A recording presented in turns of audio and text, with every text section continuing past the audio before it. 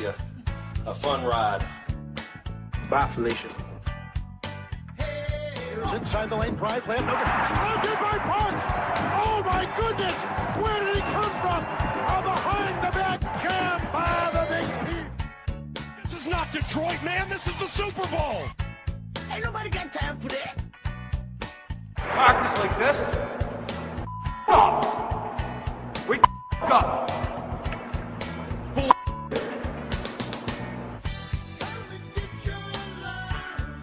Straight cash, homie.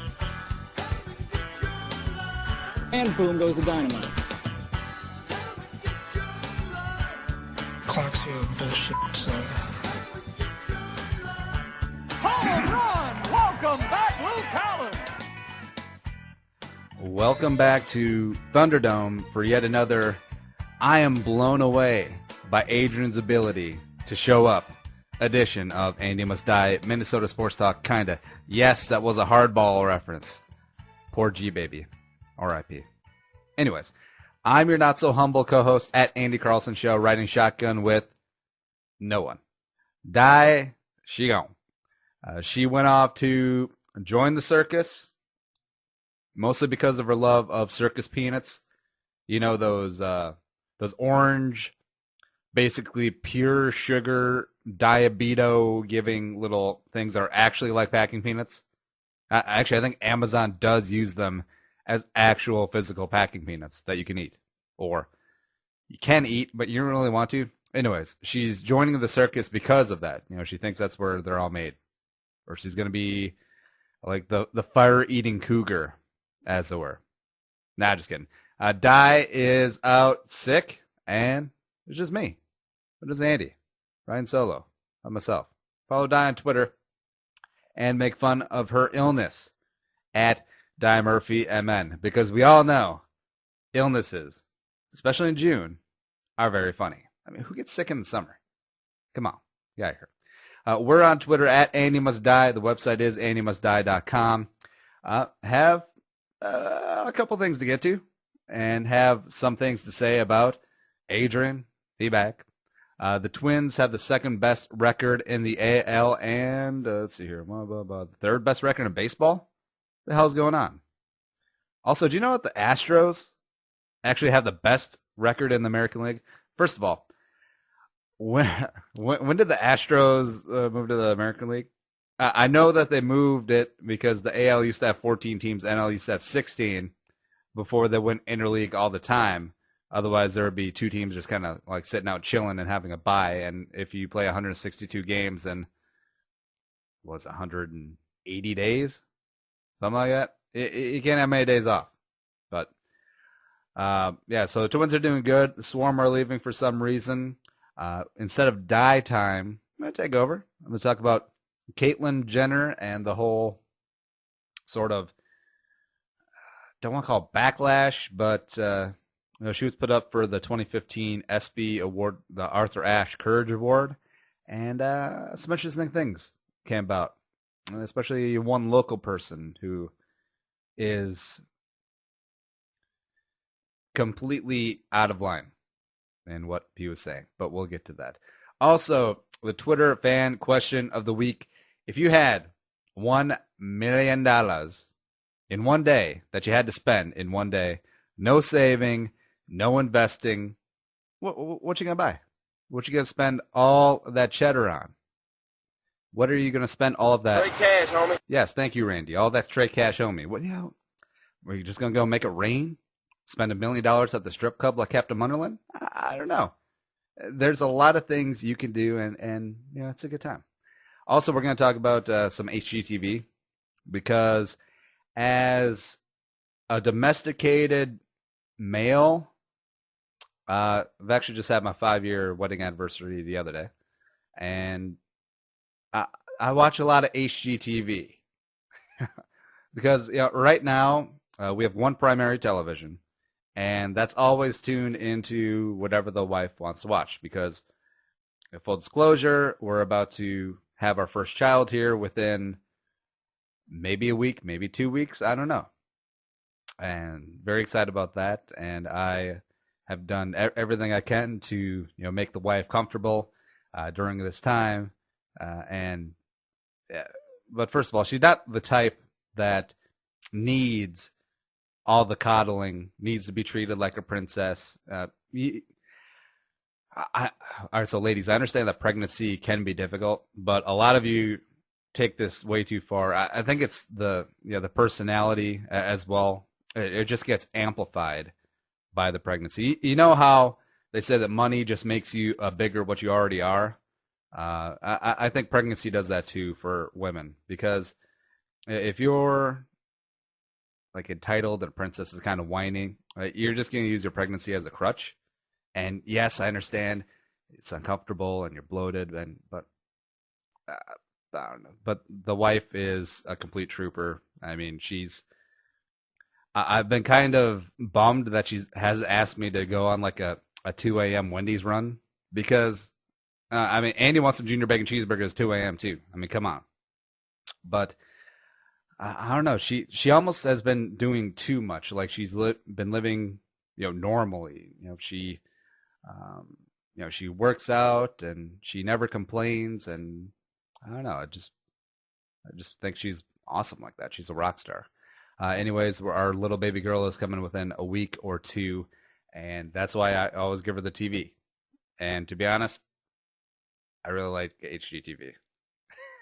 Chip and Joanna Gaines are the best thing going on television right now. But before we lose anybody, let's get to some Minnesota sports news. Minnesota sports news.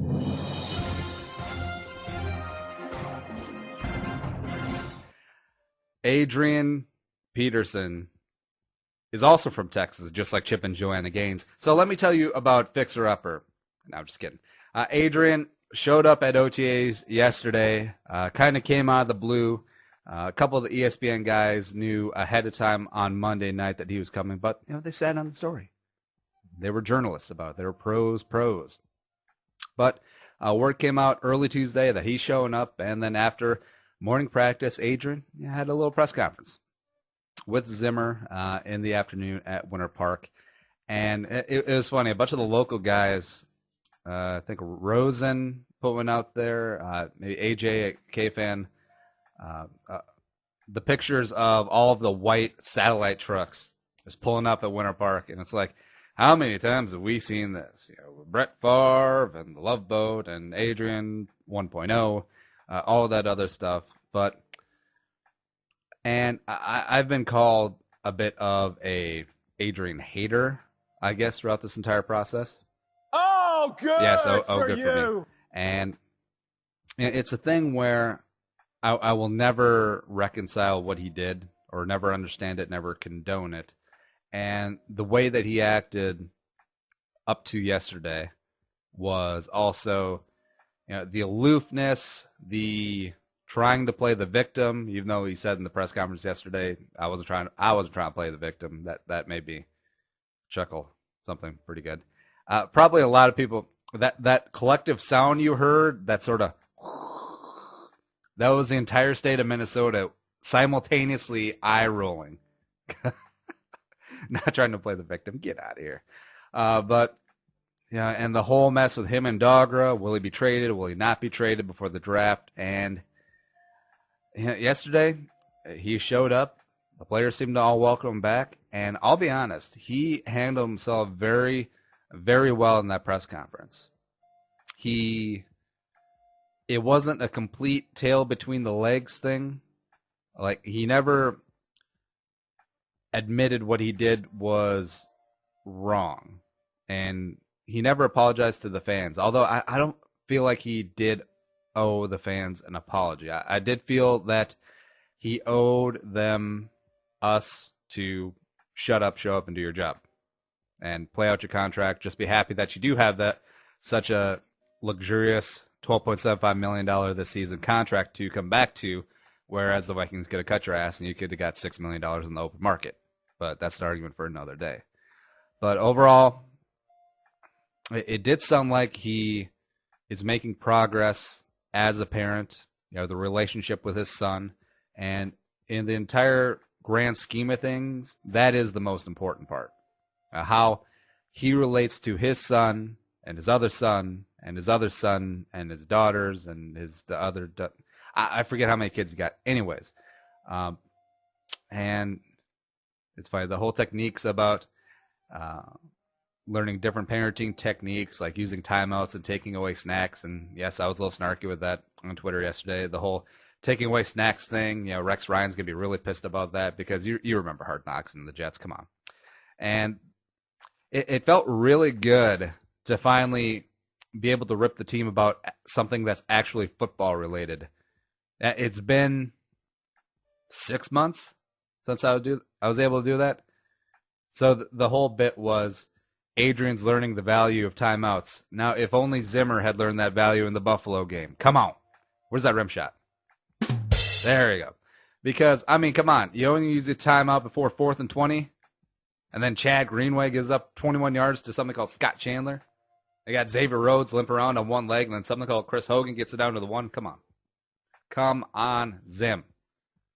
But it felt good to actually rip on your team about football-related stuff, and not ripping on them because you're being a hater. You're ripping on them because you want them to be better. You want them to be good. I believe there's a very thick line between giving your team a hard time because you want them to be good and being a hater, as Jamel Hill would call it. But speaking of Zimmer, I don't think he always does things the right way. He's come up complete aces the entire time. I think Phil Mackey had a piece out about how Zimmer hasn't made a mistake yet early in his very short run so far, and he hasn't won anything yet. But he hasn't made any of the classic missteps that we've seen Brad Childress, Mike Tice, Leslie Frazier make on numerous occasions early and often, and that's just great. And just watching the press conference yesterday saying that he will always fight for his players, and that's the guy I want to play for. If I'm a free agent, I want to go to Minnesota. And if I'm playing for him now, I want to stay here. I'll even take a couple dollars less to play here in Minnesota with Mike Zimmer instead of going to Oakland or Jacksonville. Ain't nobody got time for that. So I'm starting to really see now how he has this player loyalty everywhere he's went. Whether it be Dallas when he was defensive backs coach and defense coordinator, Cincinnati, of course, and then here. Once you're his guy and not in his doghouse, I mean, it's a cliche term, but you literally run through a brick wall for this guy. And I love this man. I love this man. And also, I put out yesterday that there's a segment of the fan base that never left Adrian's side and was going to support him no matter what. And even early on in the whole controversy, like week 2, week 3, when the Vikings went back and forth, we're going to set him down week 2 against the Patriots, but you can come back. Radisson, you leaving? Fan's leaving? Okay. Commissioner exempt list. Did we just make this up? Yeah, we kind of did, but whatevs, YOLO. And there was a segment of the fan base population that was like, oh, well, that's just how they do it in the South, or, oh, you didn't really mean it, or, is that really his kid? That doesn't look like an X-year-old. I mean, come on. So they were trying to explain away child abuse. Now, that's what it was, straight-up child abuse. And it's so funny. They were the ones yelling for due process and XYZ, but then as soon as A.J. Jefferson or Chris Cook or Jerome Simpson screwed up, they're like, cut him. Cut his ass. Move on. Get him out here. But when Adrian screws up, let's just wait and see how this plays out, please. Now, I don't care if the entire time you just wanted Adrian to play because he helps the team win football games. But don't come out with fake excuses just because he's good at football, okay? Just be real. And that was my bone of contention the entire time. If you want Adrian to play last year because he helps the team win games, just say that. Just come out and say it. Don't try and explain away his actions for child abuse. So you'll have that segment. And then you'll have the segment that I'm pretty obviously in, the segment that didn't want him on the team. And I don't care how good a player you are. You can't behave in that fashion. That's why there should be no Greg Hardys, there should be no Ray Rices in this league. I mean, playing in this league is a privilege, and there are things you can do to get that privilege taken away. Do I believe in second chances? Yes, but not here. Not on this team. But it's not my choice. At the end of the day, I'm not the owner, I'm not the GM, I'm not the coach, whatever pull Zimmer has in personnel. So, yes, Adrian is not my favorite person in the world, but yes, I'm going to cheer for the Minnesota Vikings. Does that make me a hypocrite? Absolutely not. I feel like there's a way that, and I'm not alone in this. I'm sure there are many Vikings fans out there who feel the same way. Going to cheer for the Vikings no matter what, but not a fan of Adrian Peterson being on the team, or not a fan of him being as a person, being as a human being. But I feel like you can compartmentalize it. I mean, it's the Minnesota Vikings, not the Minnesota Adrians. He is one of 53, or right now 89 on the 90-man roster. And some national media trolls were out there, like Prisco was like, well, Vikings fans are going to be like, Adrian's a bad person now, but as soon as he rips off an 80-yard touchdown run, ... And I disagree with that. I believe that they can be separate. Yeah, they can be mutually exclusive. It can be, hey, awesome, the child beater scored a touchdown, and that helps the cause of my football team. Hooray, football team. But not 28. And you can do that. But it does seem like it's done now. I'm just glad that Ben Dogra did not win. That's all that I wanted. That is all that I wanted. Yes. Hello. That is all good for you. Yes, all good for me. That is all that I seriously wanted. Just Ben Dogra not to win, because now Adrian's probably going to be pressing for a contract renegotiation, get some guaranteed money in 2016 or something like that. But if it doesn't happen, if it just plays out the string, Ben Dogra don't get any commission. He don't get Cash, homie. Yes, he does not get any additional straight cash, homie. But that's the Adrian thing. Looks like he's going to get his $250 workout bonus. The Vikings probably just give it to him. We got one more set of OTAs next week, and then we're in the middle of the second set, and then the mandatory minicamp June 16th through 18th, and Vikings training camp opening up in July. Beautiful. I love it. Speaking of love, Minnesota Twins. The Twins were actually my first love. I feel like that's true for a lot of men and women my age, because I feel like you grow up as baseball as your number one sport, because you had Kirby Puckett back in the day and Kent Herbeck, and you just associated baseball with good weather here in Minnesota and sunshine, and playing catch with your dad in the backyard while he's grilling, or at least I did anyways. And that was baseball to me. Just nice weather, good times with family, and Kirby Puckett before that whole story ended sideways. Still conflicted about that. But Twins have the second best record in the AL. They're 30-20 currently. I'm recording this Wednesday afternoon, so they're actually playing somebody right now. It doesn't really matter. Anyways, second best record in the AL, trailing the AL West leading Houston Astros, the classic American League Houston Astros. And despite getting off to a slow start early and getting hammered by Detroit like 17 times, they're pretty damn good, I gotta say. And I haven't been like the biggest Twins fan in the world lately. Definitely not as hardcore as I was as a kid. Naming, pretty much naming every single player on the roster: Scott Erickson, Kevin Tampany, Jeff Reardon, Brian Harper, Kent Herbeck, Pat Mears, baby, Chip Hale, Chuck Knobloch, Gene Larkin, all those guys. Chili Davis, love Chili Davis. Oh, Pedro Munoz, love that guy. But even when they were making the playoffs and getting swept by the Yankees like 4 or 5 years ago, kind of passed me by. Even though we had some decent teams in there with Liriano when he was good, Johan, Kadire, Torrey 1.0, Maurer, Morneau. But, yeah, this team is really starting to come around. Maurer hasn't sucked, even though some people will never forgive that contract that he earned because baseball people are kind of weird. The big number contracts, they're always expecting, 40 dingers a year or 120 RBIs, but he's just not that guy. And it is kind of shtick when we celebrated his first home run. Was that 2 weeks ago? Something like that. And we pretty much let the white doves fly and fireworks, and people were kissing wives, like people were kissing ladies in the street like it was VJ Day. And he's just not that guy. He's a 4 average hitting first baseman / former catcher / future DH probably. And there's nothing wrong with that.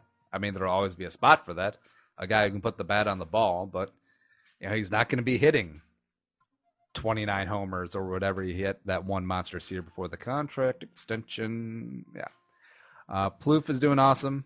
Gold Glove candidate over at third base, and he's doing his damnedest to make it an interesting situation once wonderkind Miguel Sano is up. And Howard Sinker last week on kind of chided me because I was saying that Plouffe is having an okay season, but he's having one of those best seasons of his career. But that's okay. We can just toss Sano out in right field or something. It's where you hide your 4 defensive guys. You either put them at third or you put them in right field, or DH them. Although, I've gotten some pushback on that. Apparently, when you bring guys up, you don't want, especially young guys, you don't want to toss them in the DH spot. You save that for more of the veteran guys and blah, blah, blah. And you want to get the young guys some experience in the field, I guess. Although, baseball would be a lot better if you could have 3 DHs. You know what I mean? So it'd be like slow pitch softball in a beer league. Oh, and 10 fielders. So you can either have 4 outfielders like straight across, a guy playing left center and right center, or you can have like that one rover between center field and second base. He just like floats there, catches all the bloopers. That's usually where they stick the fat guy on the slow pitch softball team who doesn't want to move. That or first base, you know what I mean? And also, whenever you pass first, you have to chug a beer, and baseball is going to be awesome again. But Dozier just hit his 10th home run today. Perkins has been lights out. He's been a great closer. Is he better than Joe Nathan was a couple years ago? Because I know we got pretty much the best years out of Joe Nathan. Maybe some of his San Francisco Giants years, but I don't know. And Perkins, when he's at 1,500, is always gregarious, also very funny, very good in the media as well. And going back to love of baseball, I listed off the reasons why I love baseball as a kid, but I also think it's because of the stars. That's why I feel like a lot of kids gravitate towards the NBA, because that's a star-driven league. Similar to baseball. Football is a star league, but it's mostly the quarterbacks, wide receivers, and maybe a couple running backs. That's about it. But overall, football is the biggest team game. Because, people aren't getting into football and cheering for and their favorite players like Brandon Fusco. Oh, look at Fusco with the pancake block, baby. Did you see him? Yeah, kids at school talking about Fusco's pancake blocks. Not so much. Little 4th grade kids, 3rd grade, 4th grade kids, about when they start taking sports seriously. They're talking about LeBron. They're talking about, who's a baseball star? I don't know. They talk about Miguel Cabrera. Are they really? Oh, no, duh. Bryce Harper, Mike Trout, Giancarlo Stanton, maybe. Yeah, they're talking about those guys. They're not talking about Fusco or, hey, did you see Shamar Stephan? He was awesome yesterday. He absorbed 2 blockers on bar sack. Did you see that? And that's why I think soccer might actually have a chance in the United States in the next generation. These kids who are 3rd and 4th grade now, and, they're getting up on Saturday mornings, and they're starting to get too old for cartoons, but you know what's on Saturday mornings and some Sunday mornings? English Premier League games, and they have stars. Ronaldo, Messi, the other guy. Yeah. And it is starting to catch on. I must admit, NBC, NBCSN, a couple Saturday mornings, I'll watch a couple of those games. It's pretty cool. And especially seeing the passion that some of those fan bases have. And see, that's just one of the things that also carries the sport. The actual being there, the fanfare, the whole just love of the game that people have there. That's why, soccer is very big in Seattle, in Portland, because those crowds are crazy.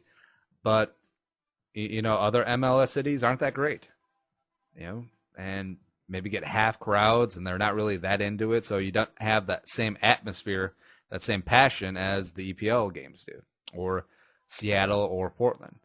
And with Minnesota, the United, becoming MLS team here in a couple years, possibly, if that stadium thing goes through. Will it catch on? I don't know. I think it has a chance, though. That third and fourth grade kid watching EPL games on a Saturday morning, and is like, Daddy, please take me over to the former farmers market so we could watch a Minnesota United game. The Sounders are in town. And then he goes to that game, and then the dark cloud of the MN United are completely rocking it out at the new stadium that used to be my farmer's market. Damn it. Where am I supposed to get my beets? Where am I supposed to get my asparagus? Anyways. And the kid might be hooked. Plus the FIFA, soccer game. We were going to talk about FIFA corruption, but I don't really care. And I don't think Di does either. That's okay. Just happy that Sepp Blatter's gone, because there's no reason why Russia should have a World Cup, and also the 2020 World Cup should be played on the surface of the sun. I mean, there's no reason. Plus all the migrant worker deaths, it's ridiculous. And they're a bunch of corrupt mofos. But you give them that much power over the world's game, and you're going to have some corrupt mofos, all right? You could have the most august, level-headed person in the world. I'm trying to think of an example. Anna Kendrick. You could have Anna Kendrick be the president of FIFA, and then in 2 months she would be the most reviled person in the world, even as awesome as Anna Kendrick is, because it would go to her head. Oh my God, I have power. Anyways, I love Anna Kendrick. Women Crush Wednesday, by the way. So that was the Twins. Somehow I got off talking about soccer. It's okay. And last up in Minnesota sports news before we hit a break, Swarm are leaving, but I don't think anyone really cares. And apparently they've been at the X for 11 years, something like that. And I know efforts were made to make it a popular sport, get it really catch on and get it started. But I don't know. It's just indoor lacrosse versus outdoor lacrosse. Outdoor lacrosse is pretty cool. And it's extremely popular up in the Northeast and Eastern Seaboard, like Maryland, D.C., Virginia area. But hasn't caught on here yet. I know a couple Twin Cities high schools have it as a sport. But indoor lacrosse, I don't know. I've seen a couple of the Swarm games on TV. Never had a desire to go to one live. But I don't know, man. And they're moving to Georgia, which is a notoriously terrible pro sports town, and I don't know if that's gonna catch on, if that's gonna stick. But we'll see. It's not like I'm rooting against them. It just, it wasn't really my thing. But what can you do? That being said, we gotta take a break. Andy Must Die, episode 17. I'm all by myself. Celine, take me out.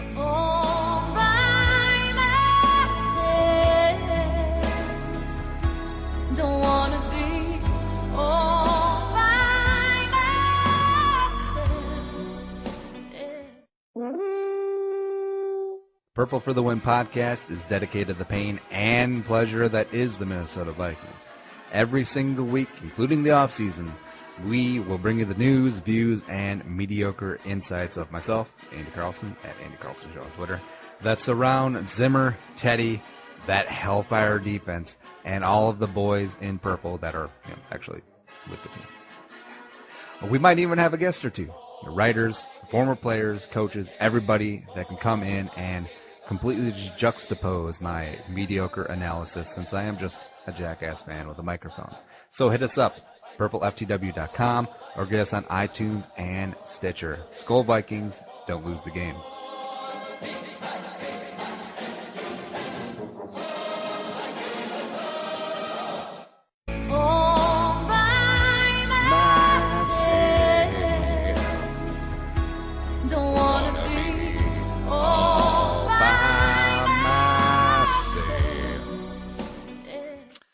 And, Celine, if you want to sue, just think about all the Titanic money. I mean, come on. I mean, why you got to take chitlins off of Andy and Di's plate? But if you do want to sue, Di Murphy will be the lead defendant. Do that. Ding.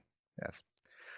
We're back for segment 2, episode 17, Andy Must Die. Andy is just here solo, and I just went third person like Ricky Henderson, but it's okay.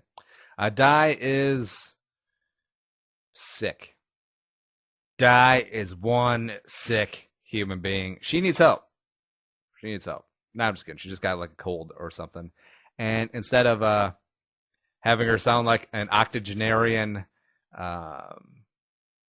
cougar on the prowl who's, smoking 2 packs a day down the retirement home, I want you to be the next Mr. Rosenblatt. That sort of thing. She's icing up, son. Icing up. She'll be back next week. But since she's not here, I have to take over. Die time. You know you want it. I might have told her that sound drop, the bass line, was from Debbie Does Dallas. I don't know how she'd take that. But die time this week is going to be Caitlyn Jenner. And Caitlyn Jenner, of course, formerly Bruce Jenner, decided to finally live his life as a woman. Something that's must have been inside him for pretty much his entire life. A Vanity Fair cover, and also was announced by ESPN. Caitlyn Jenner, will be the recipient of the 2015 ESPY Award, Arthur Ashe Courage Award, excuse me.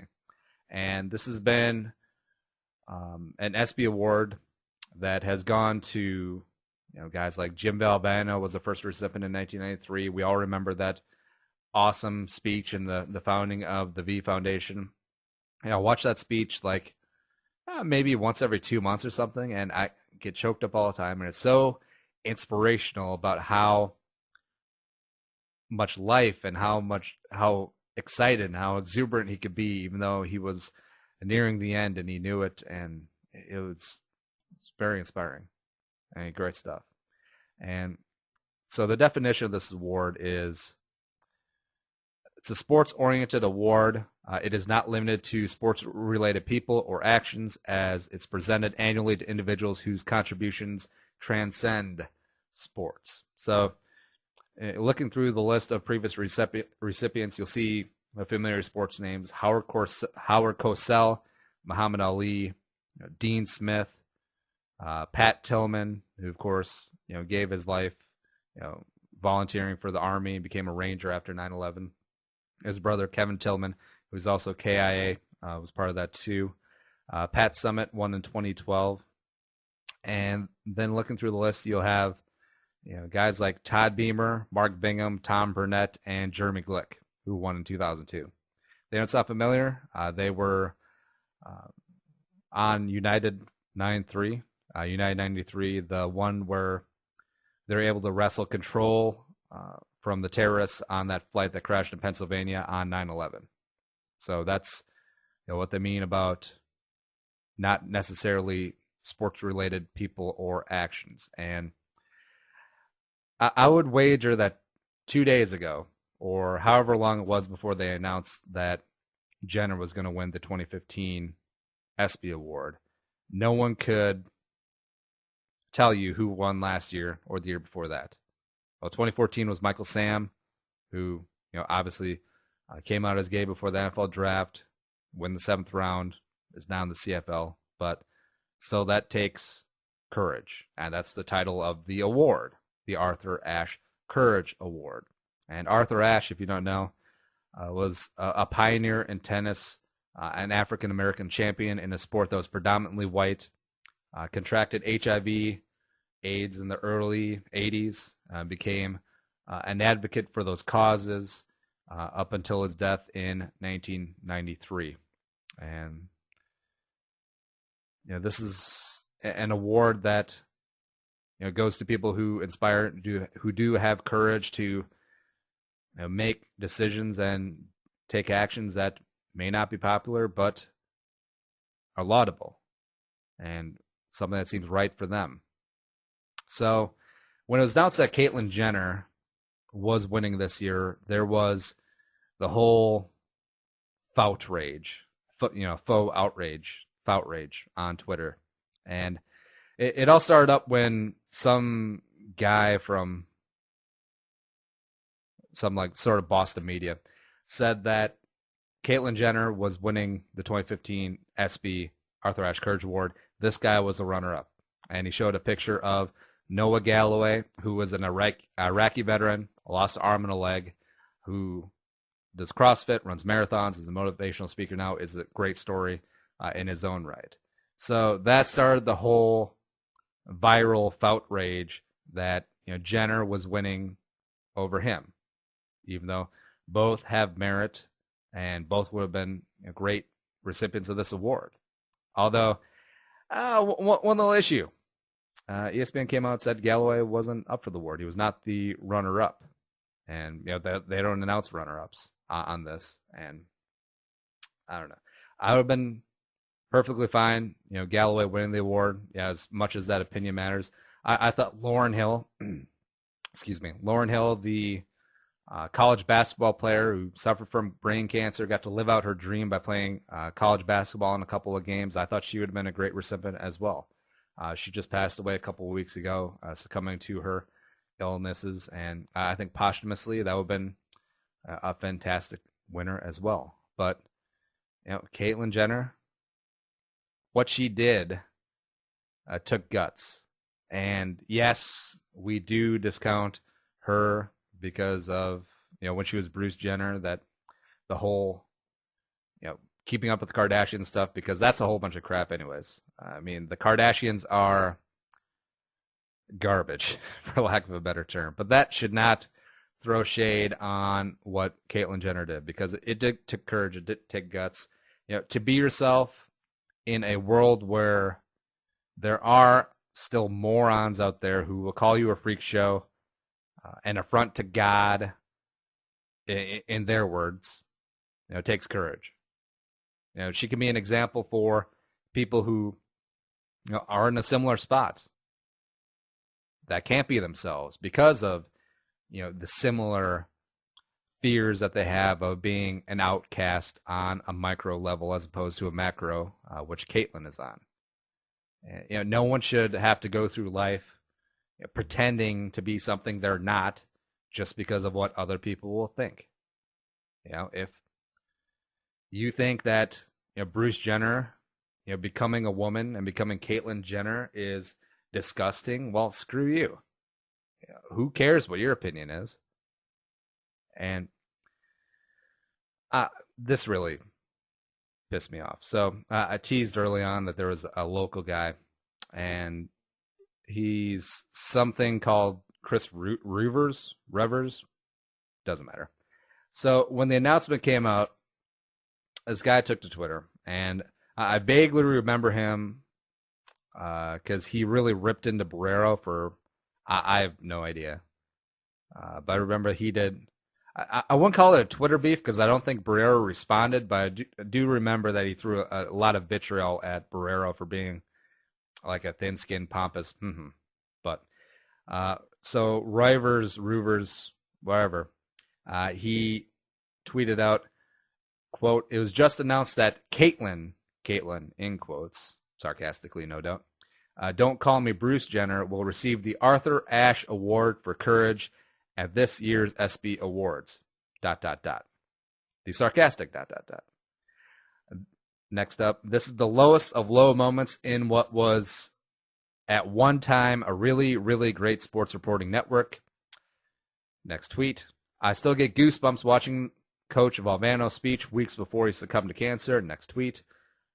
Quote, cancer could take many things, blah, blah, blah. He quotes Valvano. Those two tweets, no problem with that. Love the Valvano one. And then the last one, not that the ESPY should have ever been taken seriously, but I always enjoy the Arthur Ashe Award because I thought they took it seriously. And who does this Rivers guy work for?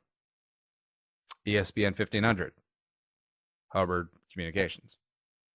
Yeah, so I understand that he works for Hubbard. ESPN is just kind of an affiliate, but it's still biting the hand that feeds a little bit. And yes, you're entitled to your opinion, but don't be a moron here, okay? Also, the whole Caitlyn, quote-unquote, thing is absolutely stupid. Just because what she did doesn't match up with your opinion of courage or courageousness doesn't mean that she doesn't deserve the award, and it doesn't make it invalid.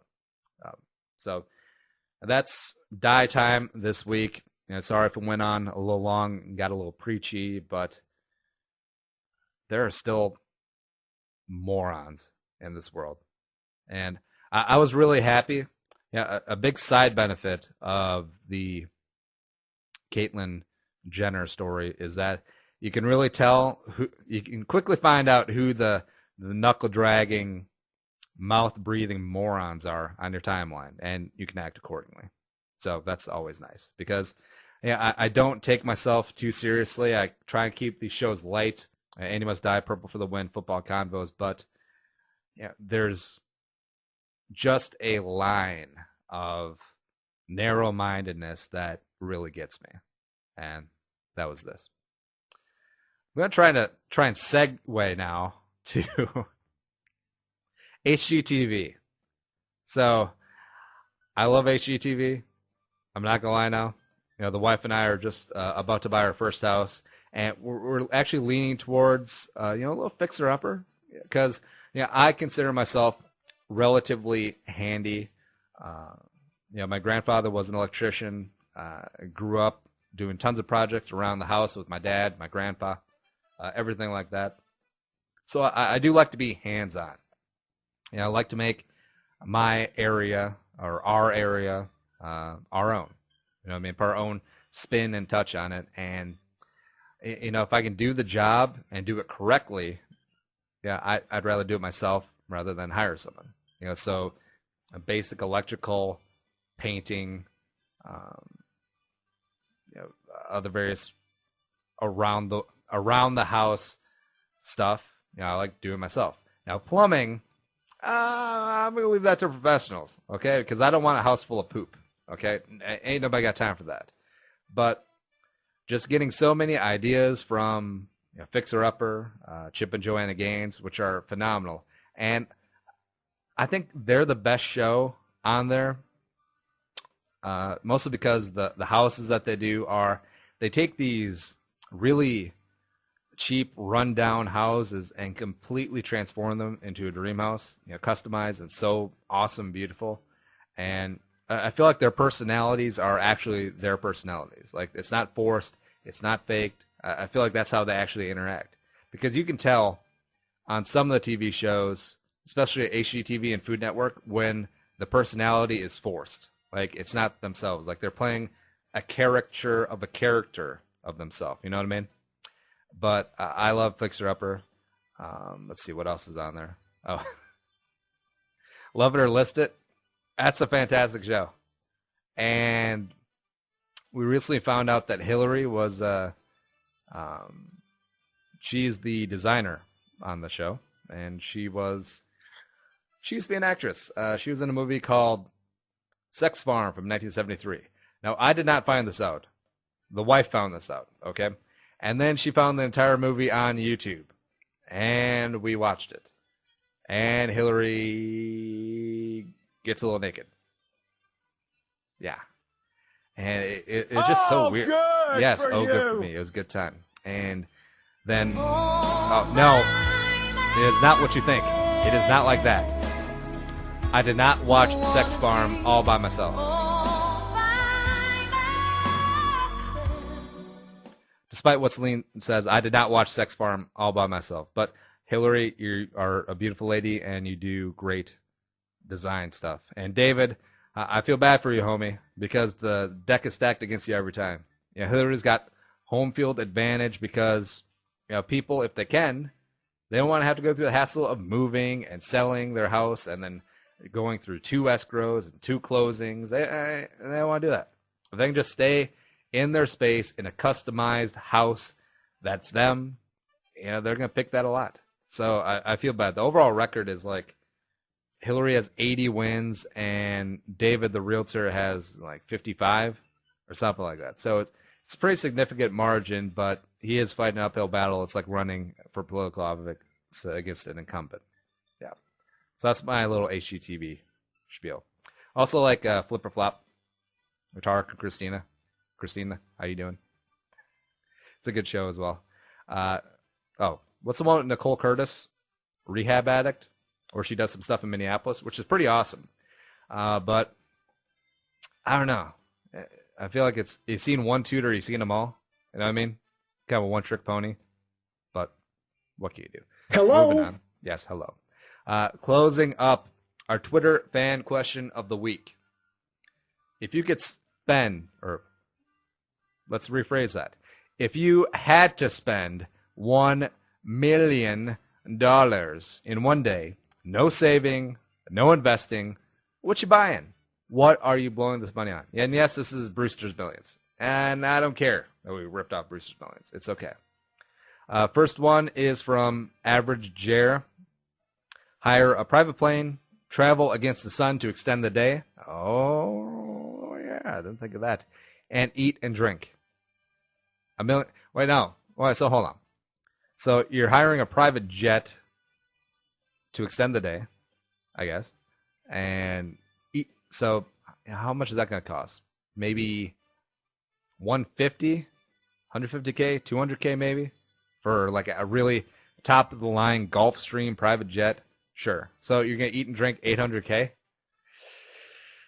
I don't know. All right, so we're going to need 17 cases of Chateau Margaux, 94, or is it 89 was a good year? Doesn't matter. And eat nothing but caviar, black truffles, and I don't know, what else is expensive? Yeah. Anyways. Matthew Cryer. I'm buying the opportunity to alternate junk kicking and noogieing Ben Dogra repeatedly. Money well spent. Now, would the money go to Dogra or the people who apprehend and kidnap Dogra? So, I don't know. Because I don't want the money to go to Dogra. Because Dogra seems like the kind of guy who, if you paid him $1 million for a day, would let you kick him in the nuts and then give him a noogie. And no. Joe Egbrecht says, I'm renting the DeLorean and going back to the 09 NFC Championship game and running the ball in regulation instead of Favre thrown across the body of Sidney Rice and picked up by Trace Porter, although no one has time for that. Hello? Yeah. Chris says, I would be buying the car in the picture, which is the Tesla on the tweet we put out. Pay off my 2 houses, buy season tickets for the Vikings, including air fare. That's not a bad idea. I'll take that. Justin Bryan says, I wouldn't go crazy on cars or a house like most would. What do you mean, you people? I would still get some, but make sure I have plenty left to blow on others. All right, so you're saying you would or you wouldn't get the house or the car? Because it says he wouldn't go crazy, but I would still get some. But all right, so you would still get some, but make sure you have plenty left. So you're gonna get a townhouse in Savage for $135, and you're gonna get a '97 Toyota Tercel for $4,000, and let everyone else let the good times roll. I want Justin to have this Brewster's Millions conundrum. Tommy Gunn says, pick up every bar tab. You should hang out with Captain Munderland. Andrew S. says, I would buy Di Murphy a gold-plated, and he had a picture of a spatula. Why would she want a gold-plated spatula? First off, it would be heavy. And second of all, is gold heat-resistant? Or would it melt or give off some sort of chemical reaction and get into Di's paleo food? That'd be bad, right? Yeah. Logan Mironov Chin says, all the shoes that Di wants so she can have them. Suck up. Notorious JEFF says, to quote Morris Day, houses, clothes, cars, and credit cards. All right, now, I get that it's a quote from Morris Day and the mother time, but why would you get the credit cards? You have $1 million cash to spend in a day. Why would you get the credit cards going to Hawk at 19.86 APR? Come on, man. Paul Fritz says, I give the money to Di Murphy so she wouldn't kill me. That's a wise investment. That's not bad. Nickason says, Vegas trip, first-class flights with all my friends, penthouse suites, and all catered by Chipotle. All right, so let's try and tally this up. So Nick says first-class flight, but no, Nick, we got to fly private. Because I assume that I'm a good enough friend with Nick where I can get in on this Brewster's Millions for a day. So, Nick, we're not going to fly Delta first class. I mean, come on. First of all, we'll be sitting there for 3 hours in the MSP, but that's neither here nor there. But, Nick, you got to get the private jet. So, MSP to McCarran, probably 150. We'll say, no, it'd be less than that. Well, we'll say 100 because I bet you it'd be around 80, but we'll call it 100. So 100 there. Penthouse at, I don't know, what would be good? Vidara, the Palazzo, Bellagio, even though that's a little dated. I guess we go to the Wynn. Caesar's Palace just because of the hangover. So that would put us back, let's say 20K. If we get the highest of the high roll. So, Nick, we have $780,000. That is not correct math. We have $880,000 to spend on Chipotle. Get out of here. Get out of here, Nick. All right. Tim Clark says, house and extended around the world trip. You can't spend it in a day, man, unless you completely book it in that one day, although I feel like that's kind of cheating. Dana O'Gorman says, real estate, Louis Vuitton, diamonds, all increase the value over time. See, now that's a smart woman. That is a smart human being thinking for the long term, even though I would just probably go to the club with Captain Monoland. Yeah. Paul Isla says, or Aya, ILLA. Aya, whatever. A date with Amy Schumer. You could probably do it for $50 on a bottle of Boone's Farm. The Rube says, buying out a Monday Night Football game and inviting around 20 people. You could do that, and it'll look the same as a Bears Monday Night Football game from last year. Yeah. And Ken Clark says real estate. It's a pretty typical one. Eric Browner says, a Ferrari 458, a house, and a bar. Browner's from Wisconsin, so that bar is probably going to cost about $17,000, and that's one of the nice ones. Just kidding. Jelinek says, would advance buy into the next 50 WPT championships be considered an investment? Yes, that would be considered an investment. Not a wise one, because I think the WPT is kind of dying. Yeah. That's it. Now, what would I do? What would I spend the $1 million in a day of Brewster's Million style if I had to? Let's see here.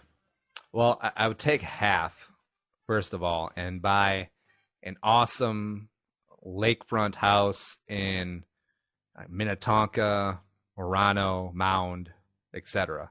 And I say half, the $500K, because I know the houses out there can be 1.2, 1.5 if you want to, but I don't need all that circumstance. Just a nice 4-bedroom, 3-bath, colonial style house on the lake. You got a dock right there, and it doesn't even have to be a giant lake. In fact, I prefer like a smaller size lake. Hell, I could even go to Waconia. I mean, then you got even more privacy and even cheaper houses. But anyways, half of that on there. And see, the other half, I would probably buy like a small building at a very good local private college as a quid pro quo that, hey, you know that Carlson library that you put my name on, or that, well, $500,000 won't get you the library.